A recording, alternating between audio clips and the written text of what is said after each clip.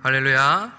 아멘. 오늘도 이 자리 가운데 나오신 여러분들을 주님의 이름으로 환영하고 축복합니다. 우리 앞뒤 옆 사람과 한번 인사 나눠볼까요? 주님의 이름으로 사랑하고 축복합니다. 사랑하고 축복합니다. 사랑하고 축복합니다. 네, 이 자리 가운데 오신 여러분 정말 진심으로 주님의 이름으로 환영하고 축복합니다. 이 시간 주님께서 주시는 그 놀라운 은혜와 평강이 이 자리 가운데 계신 모든 우리 우암 가족분들에게 함께 하시기를 축복합니다. 오늘 본문에는 데살로니가 교회의 성도들을 향한 바울의 기도가 담겨져 있습니다. 이 기도의 내용을 살펴보면서 우리가 속한 공동체를 위해 함께 기도하며 나아가기를 간절히 소망합니다. 데살로니가는 마게도냐의 한 도시였습니다. 빌립보처럼 한 도시였고, 데살로니가 교회는 바울과 실라가 제2차 전도 여행을 떠났을 당시에 복음을 전해서 세워진 교회였어요. 그 지역에는 대부분 헬라인들이 살았고 로마인과 디아스포라 유대인들이 함께 살았습니다. 당시에 헬라인들의 종교는 우상 숭배였어요. 신화를 믿고 많은 우상들을 섬겼었습니다. 그래서 당시에 이 데살로니가 지역에도 우상 숭배가 굉장히 많았던 지역입니다. 사도 바울과 실라가 어떻게 이 데살로니가 교회에 복음을 전했는지는 사도행전 17장 1절로부터 9절에 기록이 되어 있습니다. 바울의 설교로 인해서 당시에 헬라인들 큰 무리와 적지 않은 귀부인들, 사회적으로 지위가 높은 그 귀부인들도 권함을 받고 그리스도인이 되었다라고 기록되어 있습니다. 이렇게 복음을 전해서 많은 사람들이 예수님을 영접하게 되었고 그리스도인으로 살아가게 되었다라고 기록이 되어져 있어요. 그런데 그곳에 살고 있던 이 유대인들이 사람들을 선동하여 이제 그들을 핍박하게 됩니다. 그래서 결국에 바울과 실라는 그 전도 복음을 전하는 것을 본인의 사역을 끝마치지 못하고 중간에 나와야 했습니다. 떠날 수밖에 없었어요. 그렇게 데살로니가를 떠나서 베레아와 아덴을 거쳐 이제 고린도로 가게 됩니다. 그 고린도에서 본인의 이 전도 사역을 다시 시작하고 있을 때 바울이 이 데살로니가 교회에 대한 소식이 얼마나 궁금했을까요? 내가 복음을 전해서 많은 이들이 주님을 영접하였고 주님을 믿게 되었는데 내가 핍박으로 인하여 빨리 이곳을 떠날 수밖에 없었을 때에 그 데살로니가 교회를 향해서 굉장히 궁금하고 소식을 듣고 싶지 않았겠습니까? 그래서 바울은 데살로니가 교회로 편지를 쓰게 됩니다. 그리고 편지를 쓴 얼마 후 그들의 소식을 듣게 되는데 감사하게도 이 데살로니가 교회는 핍박은 있지만 그들의 믿음을 잘 지키고 그들의 믿음이 오히려 이 마게도냐 북쪽과 남쪽까지 본이 될 정도로 그 신앙을 잘 지키고 있었다라는 소식을 듣게 됩니다. 데살로니가 후서 1장 4절입니다. 그러므로 너희가 견디고 있는 모든 박해와 환난 중에서 너희 인내와 믿음으로 말미암아 하나님의 여러 교회에서 우리가 친히 자랑하노라. 아멘. 이렇게 모든 박해와 환난 중에서도 인내와 믿음으로 잘 이겨나가고 있는 이 데살로니가 교회를 우리가 여러 교회에 자랑할 정도로 그들이 잘 헤쳐나가고 있다라는 그 사실을 우리가 알 수 있습니다. 그런데 이러한 데살로니가 교회를 위해 사도 바울은 왜 그들의 마음을 위로하시고 굳건하게 하여 주옵소서라는 기도를 구했을까요? 당시 상황을 보게 된다면 바울과 실라가 떠나갔지만 그럼에도 이 데살로니가 교회에는 여전한 핍박이 있었습니다. 데살로니가 2장 14절을 함께 보겠습니다. 형제들아, 너희가 그리스도 예수 안에서 유대에 있는 하나님의 교회들을 본받은 자 되었으니 그들이 유대인들에게 고난을 받은 것 같이 너희도 너희 동족에게서 동일한 고난을 받았느니라. 아멘. 사도 바울이 짧은 시간밖에 함께 있지 못하고 떠나왔지만 그들은 유대에 있는 하나님의 교회들을 본받은 신앙생활로 이어갔습니다. 그런데 유대에 있는 하나님의 교회들이 유대인 동족들에게 핍박을 받고 고난을 받았던 것처럼 지금 데살로니가 교회의 성도들도 그 동족들에게, 헬라인들에게, 데살로니가인들에게 고난을 받고 있는 상황이라는 거예요.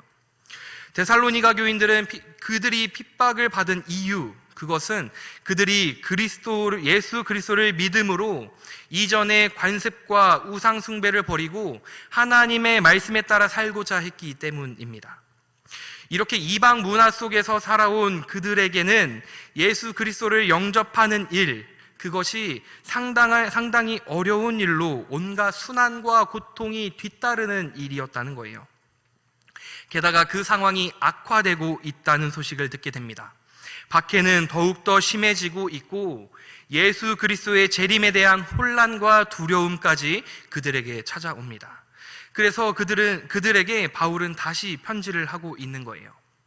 그렇게 오늘 본문 2장은 예수님의 재림과 주의 날에 대해 설명하고 있습니다.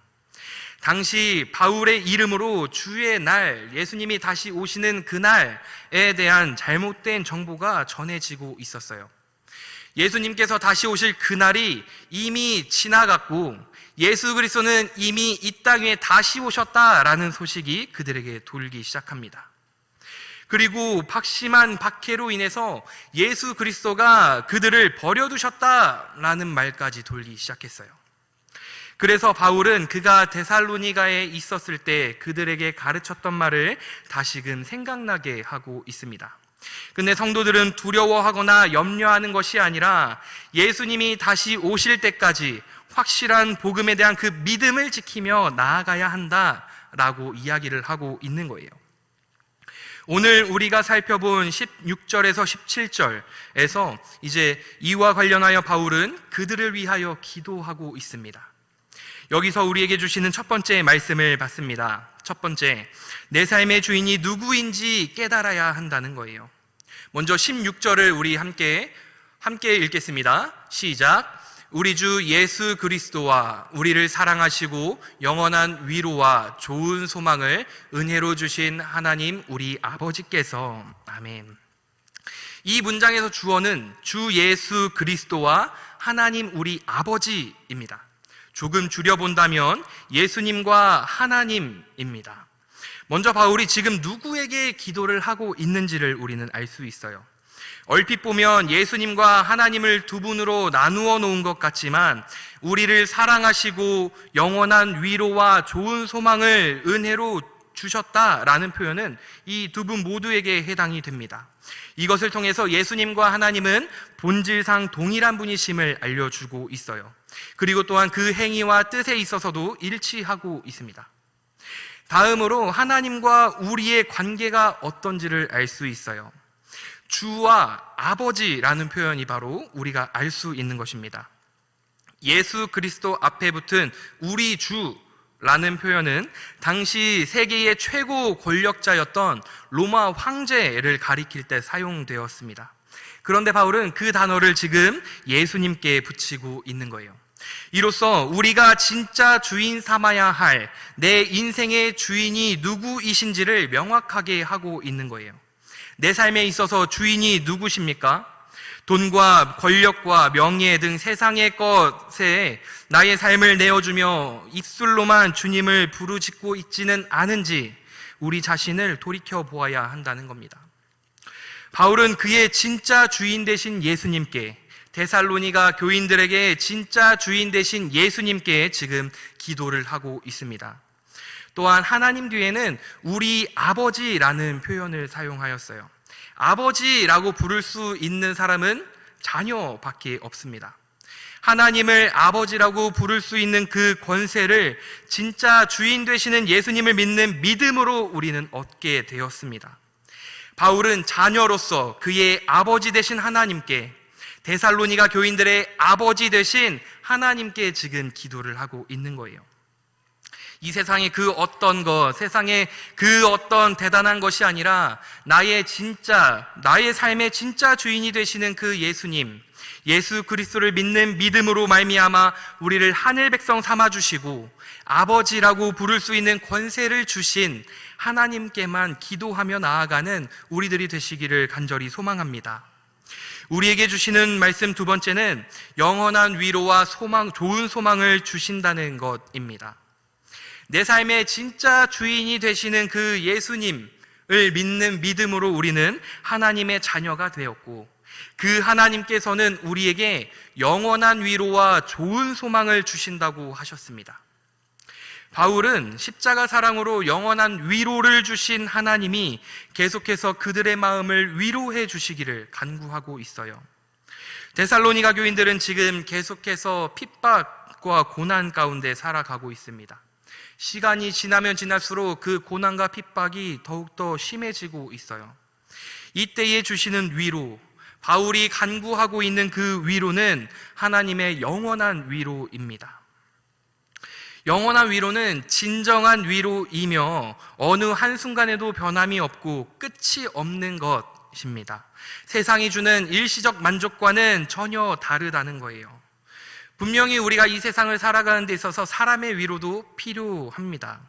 살아가면서 내가 힘들 때 나의 주변에 있는 그 사람들이 우리에게 건네는 그 위로, 그것도 분명히 중요하고 필요하지만 그 어떤 위로도 이 세상에 주는 그 모든 위로에는 유통기한이 있다는 것입니다. 잘 생각해보면 세상의 모든 것에는 나름대로 정해놓은 유통기한이 있어요. 음식을 생각해도 음식에 당연하게 유통기한이 있고, 우리가 사용하는 핸드폰을 생각하더라도 1, 2년만 지나면 점점 기능이 떨어지고, 더욱더 지나게 되면은 이제 그 기능도 점점 쓸 수 없게 되는, 그렇게 이 세상의 모든 것들이 유통기한이 있는 것 같습니다. 생각해보면 심지어 인간의 사랑조차도, 인간의 감정조차도 계속해서 유통기한이 있는 것 같아요. 시간이 지나면서 열정이 식어지고 마음이 흔들리기도 합니다. 이처럼 세상에 있는 모든 것은 유통기한이 있다는 거예요. 누군가에게 어떤 위로나 선물을 받았습니다. 그런데 시간이 지나면서 점점 그 효력은 사라지게 돼요. 또 그 마음을 기억해서 그 마음은 나의 기억에서 잊혀지게 된다는 거예요. 처음 그 선물과 위로를 받았을 때의 그 감격은 계속해서 지속되지 않는다는 겁니다. 시간이 지날수록 가물가물해지기도 하고 그 받았던 선물과 위로는 경험으로 잊혀지거나 왜곡될 수도 있다는 거예요. 하지만 하나님께서 주시는 그 위로는 그렇지 않다는 겁니다. 하나님께서 주시는 그 위로는 영원한 위로라는 거예요. 본문에서 영원한이라는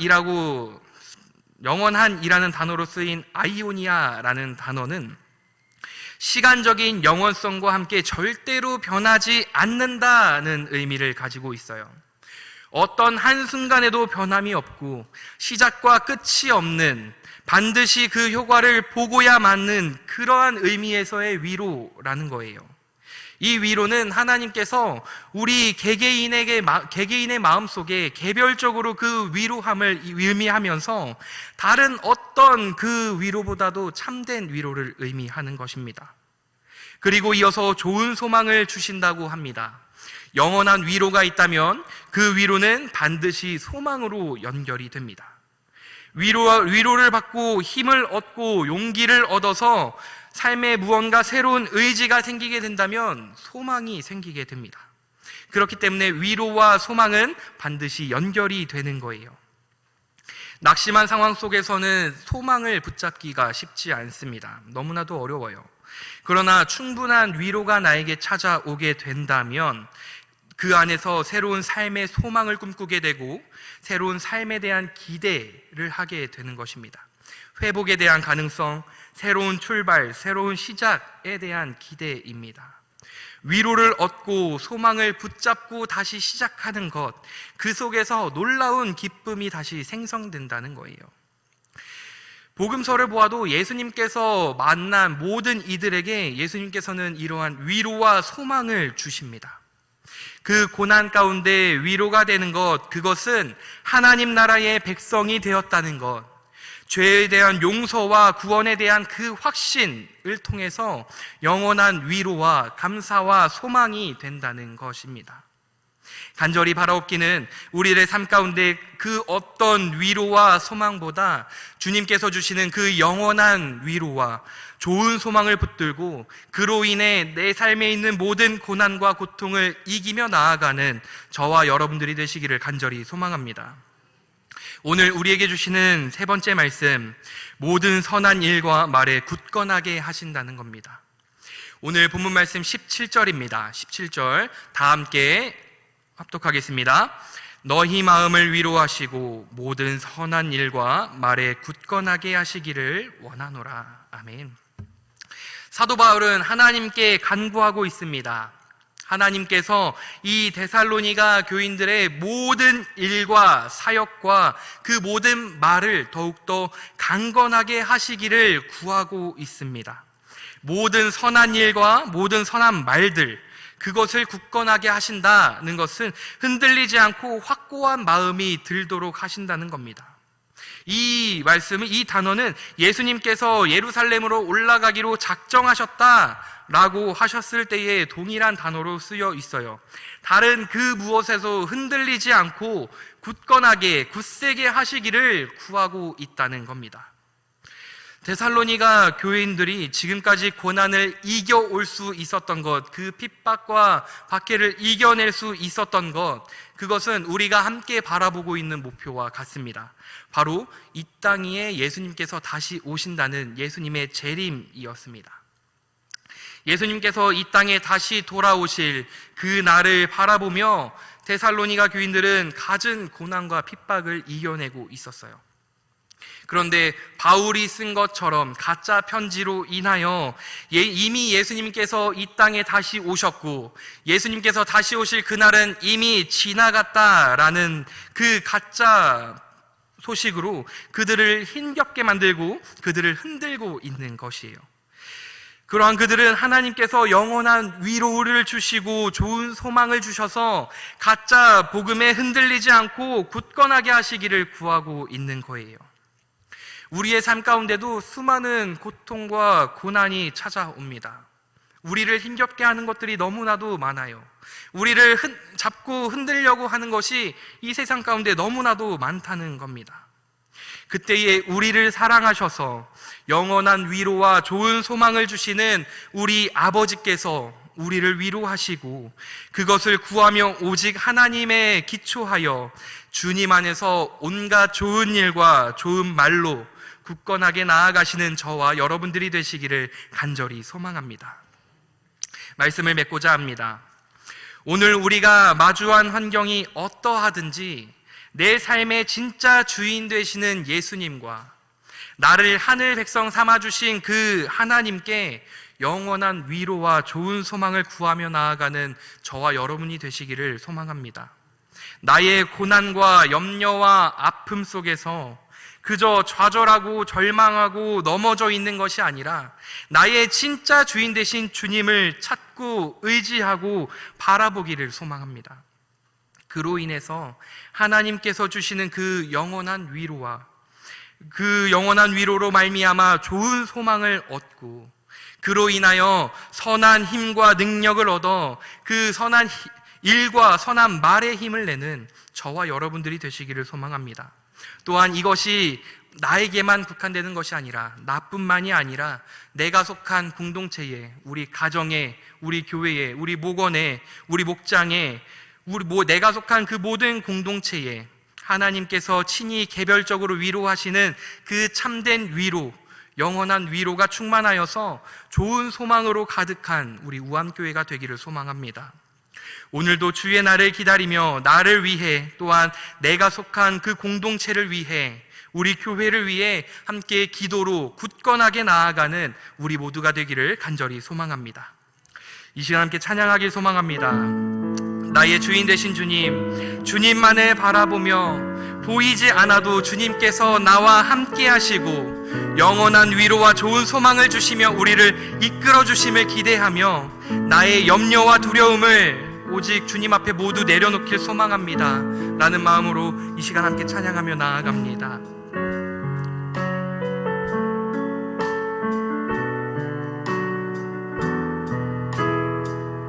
두려워 말라, 두려워 말라, 놀라지 말라. 나는 내 하나님 됨이니 무서워 말라. 내가 널 도와주리니 너는 마음에 염려치만 처음부터 찬양합니다. 두려워 말라 두려워 말라 너와 함께함이니 놀라지 말라 나는 내 하나님 됨이니 무서워 말라 내가 널 도와주리니 너는 마음에 염려치 말라 내가 너를 굳세게 하리라 내 손으로 너를 꼭 붙잡아 주리라 내가 너를 의롭게 함이니 너는 마음에 염려치 내가 너를 굳세게 하리라 내가 너를 굳세게 하리라 내 손으로 너를 꼭 붙잡아 주리라 내가 너를 의롭게 함이니 너는 마음에 염려치 나는 너의 하나님이라 나는 너의 하나님이라 하늘을 지은 창조주라 땅의 소산을 베푸는 자 나는